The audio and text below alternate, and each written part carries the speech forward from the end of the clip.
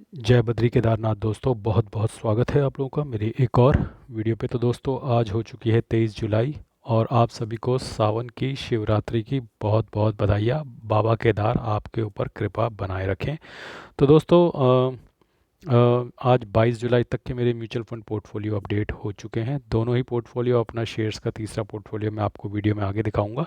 लेकिन इस वक्त लगभग 3 बजे का समय है और आइए बात कर लेते हैं निफ्टी की। तो निफ्टी 50 में आज अच्छी बढ़त देखने को मिल रही है 0.67% की।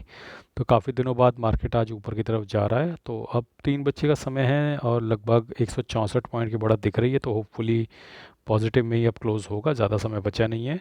और अगर हम निफ्टी 50 के बाद अब नज़र डालें मिड कैप पे, तो मिड कैप 50 जो है 0.43% बढ़ा हुआ है। मिड कैप 100 जो है 0.31% बढ़ा हुआ है। मिड कैप 150 जो है 0.26% बढ़ा हुआ है। तो 0.26 से 0.4% के बीच मिड कैप में भी बढ़त देखने को मिल रही है। स्मॉल कैप 100 बिल्कुल ही नो प्रॉफिट नो गेन पे है।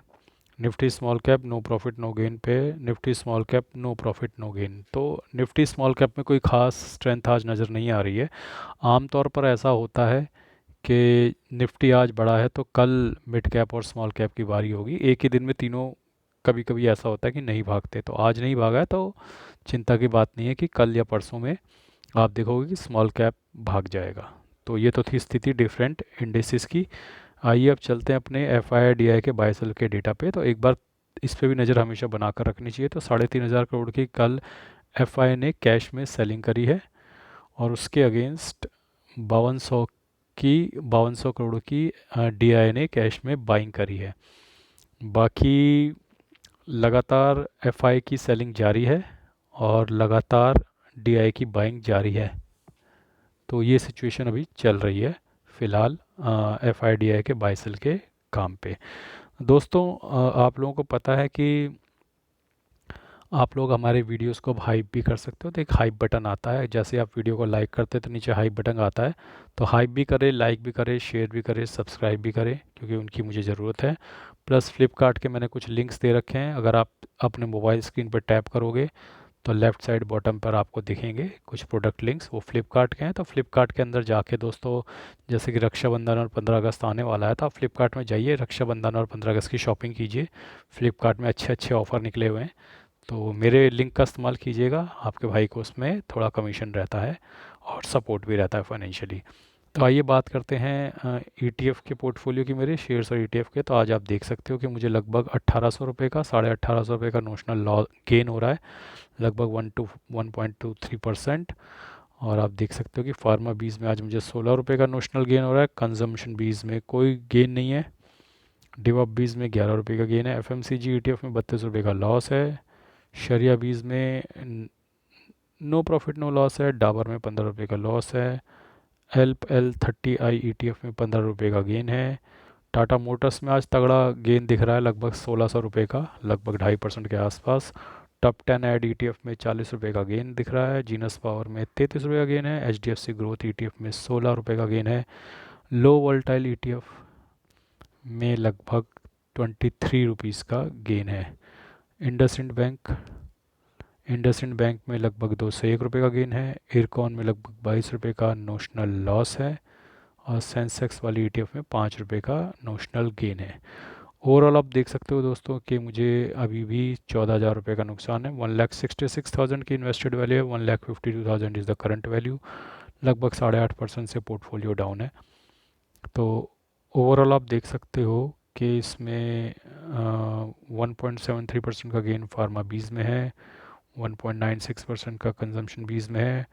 डिवॉप बीज ETF no profit no loss है। F M C G ETF में ½ % का गेन है। शरिया बीज में 1.5% का लॉस है। डाबर में 6% का लॉस है। LPL30I ईटीएफ में 1% का लॉस है। टाटा मोटर्स में 6% का लॉस है। टॉप 10 एड ईटीएफ में no profit no loss. Genus Power में 18% का लॉस है। HDFC ग्रोथ ईटीएफ में 2% का गेन है। लो वोल्टाइल ईटीएफ में 2% का गेन है।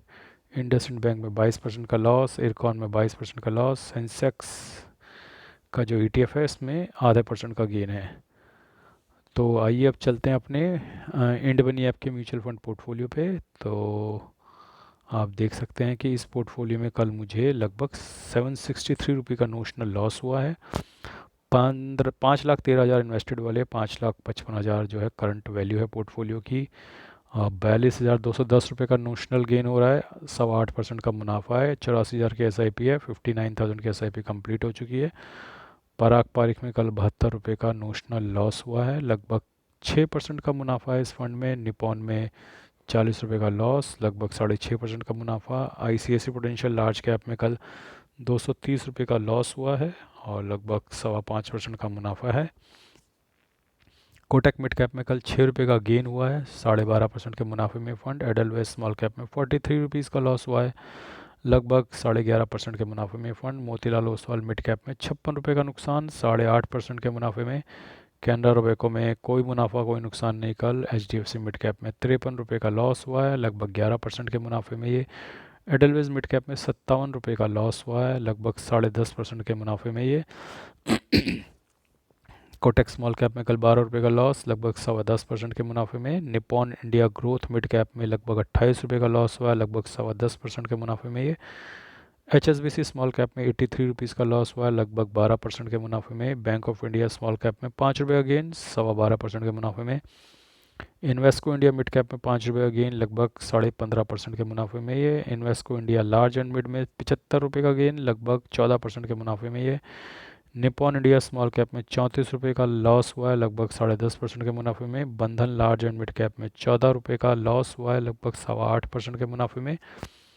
टाटा स्मॉल कैप में 76 रुपीज़ का लॉस हुआ है और लगभग 11.5% के मुनाफे में। SBI स्मॉल कैप में 30 रुपये का लॉस, लगभग 10% के मुनाफे में। GM फ्लेक्सी कैप में 22 रुपये का लॉस, लगभग 4% के मुनाफे में है ये। और क्या क्या SIP मेरी आज कटी है, एक बार उस पर भी मैं आपको नज़र पड़वा देता हूँ कि आप देख सकते हैं कि Nippon India large cap, ICICI potential large cap, SBI small cap, Tata small cap, HDFC mid cap, Nippon India large cap, ये 5-6 SIP मेरी आज कटी हैं। आइए चलते हैं अब अपने वीडियो के अंतिम पड़ाव पे, जो है अपना ग्रो ऐप का म्यूचुअल फंड पोर्टफोलियो। तो उसमें कल मुझे लगभग 7,000 रुपये का नोशनल लॉस हुआ है। 27,47,000 इन्वेस्टेड वैल्यू है, 28,10,000 जो करंट वैल्यू है। और किस किस म्यूचुअल फंड ने कल मुझे कितना लॉस दिया है यहाँ पे एक बार मैं दिखाता हूँ। तो सबसे ऊपर देखेंगे जो पॉजिटिव में रहे, तो कुछ एक म्यूचुअल फंड ने पॉजिटिव रिटर्न भी दिया है। HSBC large and mid cap, HDFC defence ने कल पॉजिटिव दिया है। Invesco India mid cap, Kotak emerging, bank of India small cap. तो ये तो थे जिन्होंने पॉजिटिव में रिटर्न दिया। बाकी नेगेटिव वाले आपको मैं नीचे एक बार नज़र पड़वा देता हूँ फटाफट, ताकि आप देख सको कि नेगेटिव में रिटर्न किसने दिया है। तो ये तो थी स्थिति मेरे ग्रो ऐप के म्यूचुअल फंड पोर्टफोलियो की। और करंट स्थिति की बात करें तो लगभग 170 पॉइंट की बढ़त के साथ निफ्टी इस वक्त ट्रेड कर रहा है। तो जैसा कि मैं कुछ दिन से बोल ही रहा था कि मैं अपसाइड देख रहा हूँ, और पिछले 2-4 वीडियो जिसने मेरे देखे होंगे तो मैंने तो यही बोला था कि मार्केट ऊपर की तरफ जाएगा। अब रेजिस्टेंस है 25,300 पे, अगर ये तोड़ता है तो फिर हम दोबारा 25,600 की तरफ जाएंगे, जो हमारा रिसेंट हाई है। और वहाँ से फिर आगे एनालाइज करेंगे, लेकिन फ़िलहाल आज स्ट्रेंथ बनी हुई है। टाटा मोटर्स में अच्छी स्ट्रेंथ है आज। सेंसेक्स भी लगभग 600 पॉइंट चढ़ा हुआ है और बैंक निफ्टी भी लगभग 450 पॉइंट चढ़ा हुआ है।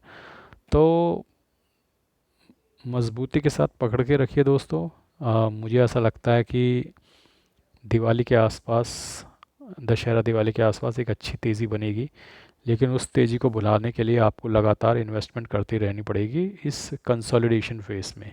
ठीक है, कंसोलिडेशन में की हुई इन्वेस्टमेंट आपको उस वक्त अच्छी नहीं लगती क्योंकि आपको मुनाफा नहीं हो रहा होता, लेकिन जब मार्केट ऊपर को भागेगी तब आपको अच्छा खासा मुनाफा होगा। तो फिलहाल आज के लिए बस इतना ही। धन्यवाद, गुड बाय, जय बद्री केदार।